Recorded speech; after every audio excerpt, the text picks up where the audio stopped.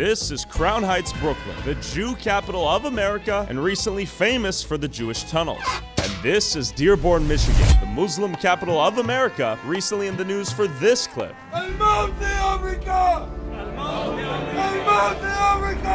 Both of these groups have seen a rapid increase in harassment and hate with the ongoing war between the Palestinians and Israel in Gaza. But how different are these two religions? And what do they really stand for? On my way to Brooklyn to meet up with the Hasidic Jews in Crown Heights, I learned of Columbia University students protesting in support of Palestine, setting up a liberated zone on campus, and then this happened. Listen to me now. They are not letting me on campus. Civil right as a Jewish person to be on campus. I have a right as a professor. I am a professor here. I have every right to be everywhere on campus.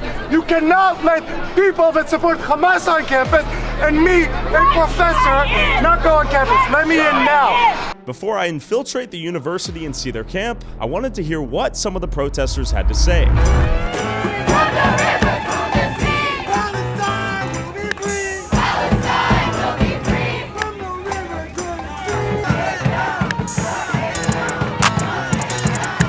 Made it to Columbia. Let's see what's going on here. What are you here for? I'm here to protest against Hamas. Can you tell me what that means? What that means to me personally is making louder noise than they're making. Hamas has done some terrible things, and they are a plague upon both the Israeli and the Arab world, and I hope that Israel defeats them soon. Many people who feel that the Palestinian people are being slaughtered, and we're saying not in our name. My age said it about Vietnam, not in my name, apartheid, not in my name, and all the different mass movements for justice. And that's what's happening here, supporting the students. Some people think that Jewish people have to defend Israel. I come from a long line of Jewish people. My relatives were killed in the Holocaust, but all of whom fought against injustice. And I think that is a tradition of Jewish people, not to continue to defend Israel blindly no matter what's happening. So when they say they stand for Hamas or they're in support of Hamas, what does that mean? From my perspective, and again, I understand that they might not understand what they're saying. Sure. What I see is I support the organization that killed my friend in Gaza 3 months ago. I support the organization that has been raining down rockets on civilians for literally decades.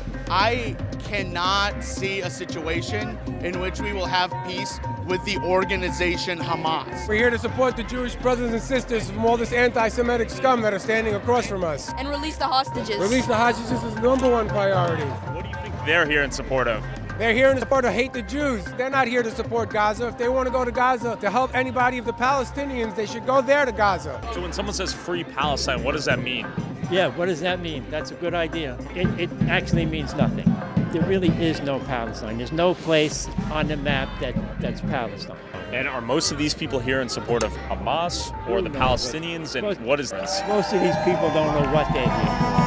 I support the two-state solution, so I do not align 100% with all of their agenda, which is probably a one-state solution or something. I fully support that Palestinian human rights are important, and even in war, there has to be morality of war. We're offering first-class free tickets to Gaza for any of these supporters who would like to go there and support Hamas and, really support their cause. I mean, put their money where their mouth is, and we'll actually pay for it. They could go fight. They could fight, they can do aid, they could bandage the militants, they could give blood to the militants, and all the girls here can go sleep with the militants and be one of their wives. It would be amazing. They would love it. They'd be welcomed, especially the LGBTQ community especially would really love it there. Partly, I can't believe people are spending this much money to get so stupid. And How much does it cost to go to school here? I believe it's around $80,000, $90,000 a year. If you study history, especially if you're Jewish, you're a bit sensitive to this behavior because anti-Zionism is quickly turning into anti-Jewish. Feel safe to be Jewish out here in New York City 2024? On college campuses, it's kind of terrifying. Get in there and you see people basically holding signs that I saw one that was, the Jews on this campus are Hamas's next targets. It's like, that is unbelievable. I mean, I saw a photo that was literally protesters stopping Jewish students from getting into buildings. It's like, that's straight up anti-Semitism. I think there are people that are a little more naive in the camp that do have good hearts that want the right thing, which is just to end bloodshed in, like, for people that don't deserve it. But you get lumped in with the worst ideologies that are a part of it, which includes wanting all Jews in the region just dead, supporting Hamas. You ask them what they think about Jews, and I've seen people say scum, like scum of the earth, dirty, like yada yada yada. With so many opinions on both sides, I wanted to hear from the actual students occupying Columbia and understand their motives. But it turns out they only talked to pre-approved press. They said they have no press policy right now. What do you mean? We have designated people to talk to press. Designated people? Can we be on background? What do you mean? Like, You know what on background means? no. What does it mean? These aren't serious journalists. They don't know what on background means. So, What do you mean?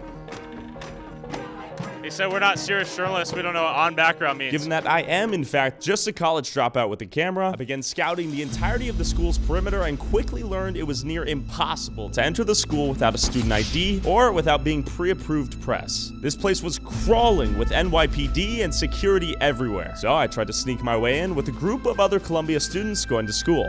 Pocket it.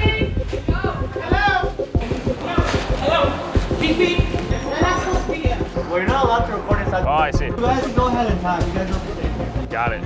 Okay, so we definitely had access. I blame Pasha's blue jacket right now. Point to blue jacket.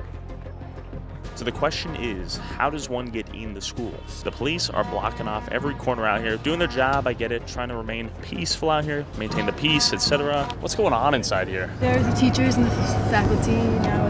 Teachers, faculty, students, Yeah, in a bunch of tents? There's students in the tents and the faculty and the teachers are up there. Got it. How many people would you say are in tents right now? Like a couple hundred? Yeah, a couple hundred. And that's been pretty consistent last couple days? Yeah, I think so.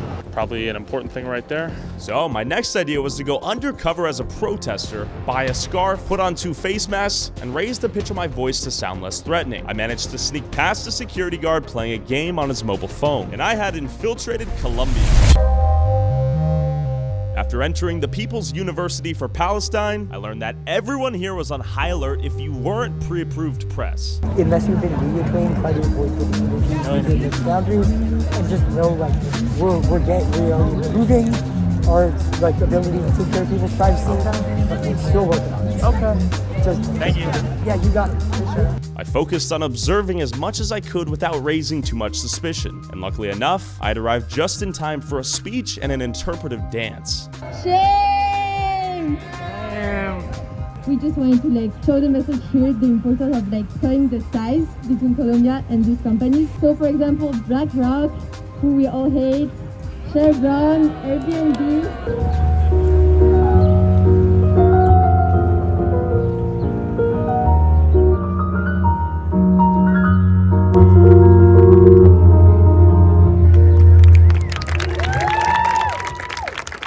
Regardless of race, regardless of sexual orientation, no matter what, the consensus is we want to free Palestine, and showing out the numbers really exposes who has the power. Despite the sheer number of protesters out here, they were almost unanimously masked up and uninterested in sharing their thoughts on what this camp stood for. Hi there. Can I see what's inside? I think this is such a good thing. Are there people in there? There are people in there. Oh, I see. I see, okay. What does it offer? Because it's such a peaceful protest. I think it's such a good thing. Yeah, so we have a bunch of different providers around here, just of the nature of being a college protest. I'm an EMT, we have some first responders, we have doctors, nurses. We're not operating in any official capacity, but the idea is even if there aren't necessarily violent injuries, which thank God there are not. There have been none, right? It's just that originally someone had a seizure when we did not have any tents up because of the heat, and since then we've decided to just consolidate a bunch of different medical supplies and medical responders just in case anyone needs some help. Yeah. You good? Yeah, I'm good. Are you recording? Yeah. Just been walking around. Oh yeah, I walked up, just recording. Yeah, we don't want any Oh, I recording see, around okay. the Yeah, sorry, I thought I you were see. just asking. Okay, just trying to show how peaceful this is. Yeah. Okay, well, I appreciate your Have a time. good one. Thank Yeah. you. Yet, as I had my headshot taken by this dude, the hypocrisy was obvious. Do I see interview? No, thank you. Okay. As lunchtime began, I was impressed to witness a compliance test in real time as the protesters echoed the lunch options to their comrades.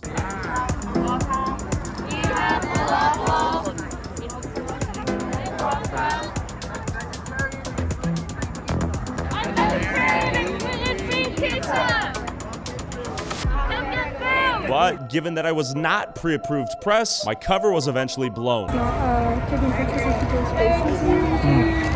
So if you could just be mindful of that. Thank you. Thank you. Appreciate it. While the liberated zone seemingly voiced unanimous support for Palestine, I found these dudes in the back holding an American flag. You guys are all students at Columbia here? Yes, sir. Are you guys Jewish? No, No? no. Stepping back up for America. You know, we're back, baby. We're not gonna let this country fall. And American flags were also burned here? I don't know if it was burned off campus or on campus, but apparently something happened last night. So What do you think they're protesting for or against? What is their objective? I'm not too sure because I don't know if their protesting is going to have anything to do with the war going on over in the Middle East. Most of them probably just want to be affiliated with something. Most of them have no affiliation with Palestine. They don't really want to talk to anybody, you know? Yeah, I think they're just young kids, you know, a little immature. They don't really know how to handle something like this. I don't really blame them half much. I credit them for their devotion and their loyalty for what they're doing, but I think they're a little bit misinformed on how to actually get things done, and I think they're going about it the wrong way. But honestly, I don't really care about that. I just have to deal with the flag. This is a USA rally right here. That's right, yep. Okay. USA rally. Ben Berquam, Real America's Voice News. I think God bless these guys for being up here. And what one of the guys said, the people here don't appreciate. We got these guys down here, I would say mostly misguided. They want to destroy this country from within. We're in a battle for the future of our nation, and this is evidence of that. College campuses across America that have allowed leftist, communist, America haters to take it over, and this is what you get. And if we don't stand up as a country, we're going to lose this nation. You go to Columbia? Yeah. What are your thoughts on this protest? I mean, honestly, if they didn't call for the murder of my entire family and all of my friends, I think it would have been like pretty wicked cool. But I think people like shitting on my lawn and like crying for the murder of my family is not very cool. I personally got spit on for speaking Hebrew on campus. When was this? This was like right after October 7th. All of my Israeli friends and most of my Jewish friends were too scared to go on campus. I just came down from downtown, thought I'd read a little. Robert, I don't know if you know, but Robert Kraft kind of pulled out. I saw that. Significant Jewish donor. I don't think Jews can be here if they feel unsafe on this campus. It's not cool, and I'm like, I love protests. Like, I'm a big protest guy, but this is scary. Turn it on. So we agreed to community guidelines by virtue of walking in. Is this how this works? Yeah, I guess. I don't know. Well, we didn't sign anything. No, this is my lawns. I pay for these lawns. You pay what, 90 grand a year to come here? Yeah, I pay a lot of money, man. You pay full tuition? Yeah, a little bit of financial aid. So behind us as well, we have. Hello. We're just walking through. Thank you. Okay. Besides the implicit community guidelines concept, I would say a relatively chill experience. I think my time has come. Can I get the tent? No, well, it's like impossible to avoid people's faces if you're filming the tent. I can't even just record? Well, I mean, when you came in, you agreed to the community guidelines, right? And so one of the... Did I sign something? No, you didn't. No, you didn't Oh, I sign see. it. I'm This just- is a good faith agreement. Yeah, I see. I see. Okay, that makes sense. After witnessing the Columbia Liberated Zone before protesters broke into a building, were arrested by NYPD, and the camp was shut down, I met up with Ahmed in the Muslim capital of America, Dearborn, Michigan, and Rabbi Yoni in the Jew capital of America, Crown Heights, Brooklyn, to better understand both sides of this conflict by entering communities that have brought their culture from the Middle East and maintained it in the U.S. Let's go to the synagogue. Let's go to the synagogue. All right. So out of all Hasidic groups, we delve deeply into the thought and understanding of why did God create the world in the first place? And what does it mean to have a soul? And what's our greater mission to the outside world? How do we see non-Jews or non-Hasidic Jews? So we headed into the synagogue that made national news a few months ago for illegally expanding the synagogue. And for this. It's open to the public. Yeah, we're going right in. All right. So how many people come in here every day, would you say?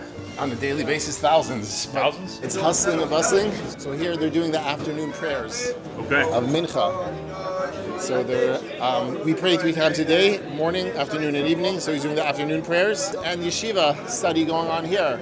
Prayers, learning, charity. Look at all these charity boxes. Right now, it's kind of empty in here. If you come back during prayer service... This is empty? This is empty. So during Passover, this is going to be packed? Packed. You wouldn't even be able to stand there. There would be thousands of people there. So the situation overseas, there was no security when we walked in. Is it dangerous to be here on a day-to-day basis? Does stuff go down? We have God as our security. Okay. The Guardian of Israel doesn't slumber nor sleep. Interesting. So you don't have any safety concerns? No, we don't try to be reckless, and we're not. There are, as you saw outside, there is NYPD and the local sort of patrol that keeps an eye. So there is an eye. There's cameras. Is it a dangerous time to be a Jew, from your perspective? Absolutely not. It's never a dangerous time. As a Jew, we have to be proud of who we are. Realize we have a mission. We're called the chosen people, and the reason we're called the chosen people is because God said, "I want one nation to teach the rest of the world." And you're chosen, just like you have a teacher in the classroom and you have students. So God chose us, and God said to tell the world a special message. He told us to be an Or LaGoyim, a light unto the nations. Right now, everyone here is in exile. Yes. The Jews were in the Holy Land a couple thousand years ago. The Babylonians sort of kicked them out, and they were dispersed to all 4 corners of the globe. Where did the expansion happen? Is it downstairs? No, that's over there. Oh, it's literally right over there. You have that plywood over there. You see how it's different than the rest? Right over there? Yeah, right there. Oh, so they sealed it off? Yeah, they filled it up. They put cement, and people were very upset. They thought it was anti-Semitism. And so you see it's a busy place, and you're not getting the feel of how packed it is. And then the last decade, it's completely grown in size, so you need more room. Obviously, like a lot of stories that gets blown out of proportion. What's one thing you think people misunderstand about Hasidic Jews? Could be sometimes a person comes over and we're not nice to them. It's not because we're not nice. We try to be nice to everyone, and there's nothing wrong of us. Everyone is different. Yeah, people think that we're closed, and we don't. We like to live in our community, and the community lives together. We're basically one. We're all one. Everything is for one reason, to make God happy. What do you think the fundamental source of anti-Semitism is? Because the Jews are successful, and they have a way of thinking in the right direction, and they're successful. While the Jewish community is seemingly hated more than ever right now, with the exception of the Holocaust, of course, the Muslim community is facing accusations of being homophobic, violent, and terroristic, and this protester in Dearborn recently did not help.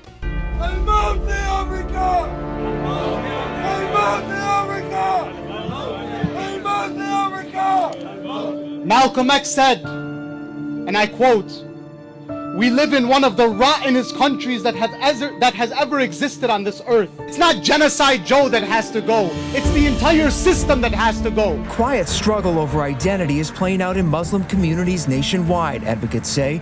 Dearborn has been leading the conversation, a model of peaceful coexistence between Christian, Jewish, and Muslim Americans thriving together.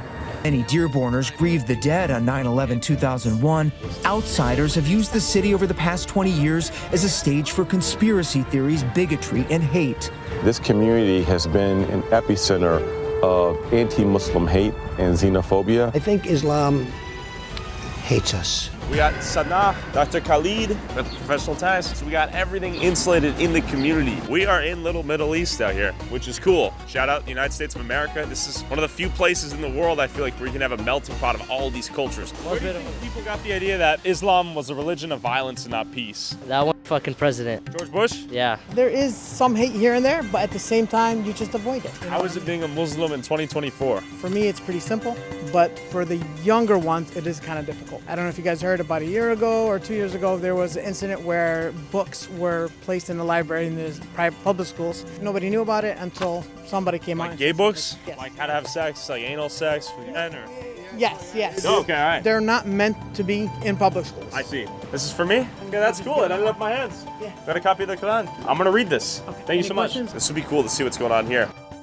So, could we interview you? We're trying to learn more about the town and the Muslim faith. Of course. It's peaceful. It's very peaceful. The national media portray Dearborn like not a city in America. Really? To the contrary. Everything is like any other city, very diverse. You'll see a church. Yeah, we saw the Orthodox, we saw the Catholic. You'll see the bar. And it's a great city to raise a family. You have Lebanese, Yemenis, Iraqis, as far as Middle Eastern, Palestinians, Jordanians. It's a melting pot. Yeah. You hear a lot of interesting things, especially on Fox News. You get so much hate in the city, but if you come down here, it's honestly one of the most hospitable, lovable communities you'll ever see. People literally follow themselves just to try to help somebody out. It's a great town, great area to raise a family, kids. Why do you think Dearborn became a Muslim hub? I think because of the more population of the Arabics, you know, the Middle Easterns. So yeah, most of them, they feel like they are back home in the country, you know what I'm talking about? You could see just, they walk in with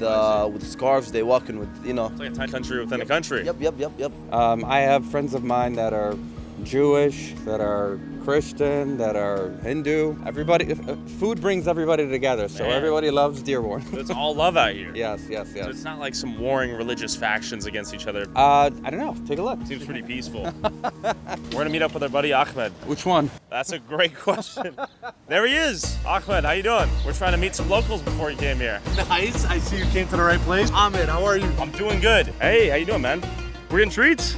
Yo, I really appreciate that. Thank you so much. You're good, Habibi. Wallah, thank you. Look at this community. Yeah, hospitality is huge, bro. This is awesome. Thank you. While both the Jewish and Muslim communities extended extreme hospitality to me and generous gifts like this fedora. Oh, yeah. So this could be worn brim down like that? That is cool. And free food at this Yemenis cafe. That's good. This is like a fruit explosion. Why explosion, man? Come on, why would you pick that term?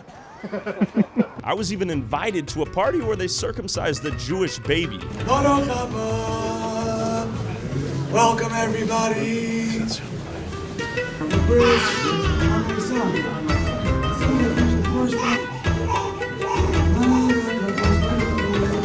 These were complete strangers who let me come to their family gathering and eat their food. We walked in here, you guys tolerated me even walking into this. I'm kind of amazed. Why would we not tolerate you? Well, I'm not a Jew. So what? God created many things in this world. Non-Jews also. The beautiful thing about the Hasidic community, and specifically this one, is that it's a family. Everyone looks out for each other. You're never left alone, because that's what Judaism is about. Caring for each other, looking out for each other, not just Jewish people, but everyone. Both communities showed me extreme love and kindness, despite the fact that I was a complete outsider. There seems to be a little bit of fear of me, a misrepresentation of Dearborn. Why is that? Well, I mean, if you take a look at the news right now, for example, with what's going on with the war between Israel and Palestine, if you say you don't want people to be murdered, what can we do to minimize this or stop this? It's like they're throwing that terrorist label out so quick. And I think that's why a lot of people are really cautious, because it's becoming very, to label someone as a terrorist is a very serious crime. It's not a joke by any means. That's where a lot of the fear is stemming from. And I think with the amount of stress people are facing in this economy, there's not much difference between hopefully my life and any of the viewers' life. Yeah. You're pretty much working to pay bills and try not to get obese, There's not much time to create terrorist activity. So we're joking about that. Is that a real thing out here? When you see videos where it's like, if you want to support, stop bombing, stop the killing of children, stop, just simmering things down, and then boom, they're labeled as a terrorist. That's kind of crazy, right? That kind of hinders the whole point of free speech. And from my perspective, what you see is, you have certain actions that were committed on both ends between Israel and Palestine. And then you have your war initiated. What people are saying is, hey, it's often for countries to have a back and forth militarily between each other, but to continue an onslaught of children and women and families who are not fighting or not in war, that's where a lot of people, including myself, think the line should be drawn. Considering all the different stereotypes, hatred, and confusion, I headed to the local mosque to talk with a sheikh to learn more about what Islam was actually really about and what he thought about the current state of the world as it relates to Muslims and Jews. I believe we have a Catholic church, and then we have an Orthodox church right over there. This is a pretty impressive array of very different religions worshiping in very close proximity. This is optimistic right here. This is indicative of some world peace coming soon. Shoes come off if we don't do it. Okay. Allah knew that not all mankind will follow one religion. which is Islam, right? Islam means that to submit peacefully to the will of Allah subhanahu wa ta'ala. Yani Allah subhanahu wa ta'ala, He made things subjected for you. And Allah created this universe to revolve around the human being. Everything was created to serve this human. Allah is saying that, oh my servant, I created everything for you and created you for me. And my name is Muhammad Ayad, yes. And you're an imam? Usually they call us either Sheikh or Sayyid. Sheikh when you wear a white turban, Sheikh, Sayyid when you wear a black one. It's different when you wear a black one, then you're one of the grandchildren of the Prophet himself. I think when it comes jurisprudentially, the Jews are the closest religion when it comes to Islam. Moses' story in the Quran mentioned in 900 verses and 163 times the name Moses was mentioned in the book Quran. I think in Gaza, also Christians, all the churches were destroyed. Jews, I can't blame the Jews for that as a Muslim. It's more about the fake political Jews plus fake political Christians plus fake political Muslims. So I don't think the war in the Middle East is between Muslims and Jews. It is a completely religious war. But in stark contrast, YouTube's most popular rabbi back in Brooklyn disagreed. Can you explain what's going on in Israel and how that relates to Judaism and Islam, or maybe the differences between those beliefs? Hamas celebrates the success of their raid. We successfully raped and decapitated babies. That shows that God is on our side and we are the good people. How does that make any sense? The religious issue very simply is, Israel is an inheritance. God gave it to Abraham as an inheritance. He made it very clear. For you and your children for all time to come. An inheritance you cannot conquer. The only way that Israel can belong to you is if you inherit. The Muslims believe that they are the inheritors of this land because Abraham's oldest son is Ishmael, and they are descendants of Ishmael. And is that corroborated by holy texts or the Torah or the Quran? What confirms that belief for them? Nothing. Okay. Imam Ali, when he was giving the final will to his sons, Imam al-Hassan and Hussein, he told them, always stand against the oppressor, and whether they are in Ukraine, Palestinians, Americans that they suffered somewhere, we always stand with these individuals. We are not like aggressive, we are not violent. I expect from the one who has more power to be more wise, to have more strict rules that they abide by and follow. There are no Palestinian people before 1967. There are Muslims who are Arabs, claim to be descendants of Ishmael, and therefore the land belongs to them. And that's why there will be no two-state solution, because as far as they're concerned, the entire country belongs to them. So what does it mean? Israel will give them Gaza? You're giving me my land? It's insulting. Now, the real truth is, there are no descendants of Ishmael. Why? Because they're all intermarried. It's just interesting and fascinating. All these people who are marching in the pro-Palestinian, pro-Hamas rallies, and they're screaming and they're shouting and they're carrying these banners, then they go home. What do they do when they go home? They forget about it. Yeah. They couldn't care less. Do you think many people believe Islam means terrorism? I think it's still in the subconscious of a lot of people out there, since as a Muslim, I was in Lebanon when ISIS came to Syria, and we suffered in our capital Beirut from some explosions there because of ISIS. I was able to experience some of their activities. If I wasn't well-educated Muslim that actually I studied the Quran in depth and the words of Prophet Muhammad in his household, I might get a bad image about Islam. I see. Because unfortunately, it was shocking to see individuals like actually they believe if they bomb themselves, they will go and eat lunch with the Prophet. Some of them, they found spoons in their pockets. It sounds funny, unfortunately, and you might cry at the same time, but look at the level of ignorance. Unfortunately, we read some articles saying that a lot of them, these thoughts were instilled inside their heads when they were 6 years old or 7 years older. The Germans write to Germany. Sure. They took it from somebody, and that's fine. Just not Israel. We're even debating this. We beat you up in 67 and we took your land. That's it. That's ours now. And if we beat you up, we'll take Gaza. It'll be ours. Like every other country in the world. No, you're an occupier. We're not occupiers, we're conquerors. Look at what we're fighting over. A small chunk of land? It's ridiculous. Because I believe the world now is being divided into two camps. There's the camp of people that they want peace and justice to happen among all mankind. Those are the majority, to be positive and optimistic. And there is the minority where they are also Muslims, let me call them fake Muslims, fake Christians, fake Jews, that those individuals, they want to gain themselves the eye, to feel the eye, ego, arrogance, greed. If we had more youth in power, I think things will become more calmer. I hope that the youth of this generation can make a major and big difference in the future and not follow the footsteps of the previous generation. I'm talking about the minorities, that they are just seeking power. Like one of the philosophers, he said, if the human is following his desires, if he owned the world, he will be looking at the skies. So conquering the universe, you know? Given the importance of the youth, I want to cross the street from the mosque to the middle school, where a lot of these kids are actually refugees from the Middle East. Hello. Hi. How are you? I'm doing good. How are you? Good. Thanks for having us. Oh, thank you for coming. All right. So I'm here with Everybody, my name is Suhaila Ayman, and I'm the office administrator at Riverside Academy West. We're going to take a walk through our building, which is a middle school and high school here in Dearborn, Michigan, epicenter of Arab America. So what's going on here? These kids learn.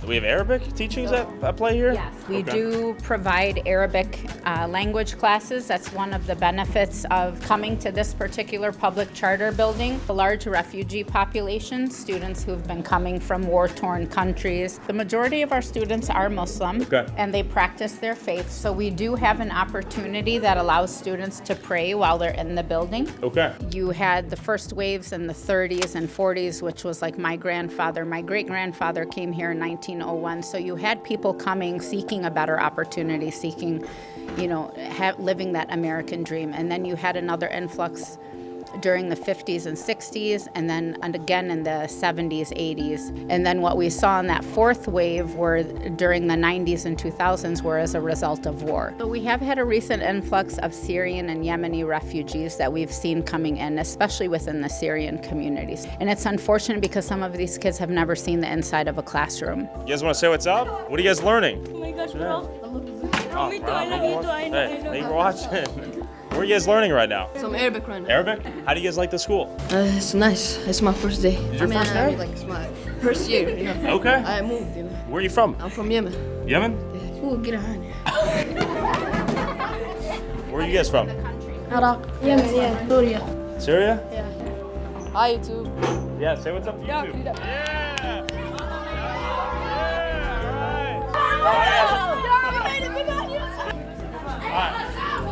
All right, bye guys.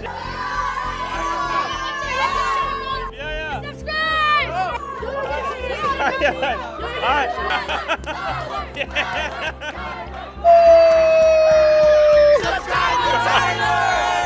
All right, brother, thank you so much for having us. Where can the people find you, and can they see your business? Thank you, yes. So we're Big Time Graphics. Get me on Instagram if you guys need anything. Our IG is Big Time Graphics. At the end is 2 S's. You can find us on YouTube at Hanging with Hasidics, and you could book a tour of our Crown Heights Hasidic community. Go behind the scenes. We'll open many closed doors. Also, whoever has the most viewed TikTok or YouTube short using a clip from this video, I'll send you $500. Post however many times you want, but you must tag my TikTok/YouTube @ and put YouTube Tyler Oliveira in the title/description.